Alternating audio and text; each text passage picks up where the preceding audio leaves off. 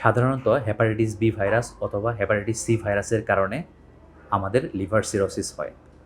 এই liver cirrhosis যদি আমরা ওষুধের মাধ্যমে কন্ট্রোল না করি তাহলে এটা লিভার ক্যান্সার পর্যন্ত হয়ে যেতে পারে এবং আমাদের খাদ্যনালীর মধ্যে রক্তনালীগুলো ফুলে যেতে পারে, এর কারণে রক্তপাত হতে পারে।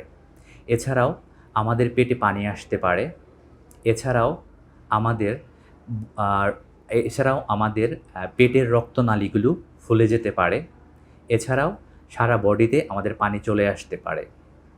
এছাড়াও আমাদের আরেকটি কন্ডিশন আছে যেটা লিভার সিরোসিস কন্ট্রোল না করলে হয়, তাকে বলা হয় হেপাটিক এনকেফালোপ্যাথি, যার কারণে আমাদের ঘুমের সমস্যা হতে পারে এবং আমাদের ডিসওরিয়েন্টেশন, অর্থাৎ আমরা সঠিকভাবে টাইম, প্লেস বা পার্সন এগুলো বুঝতে পারবো না।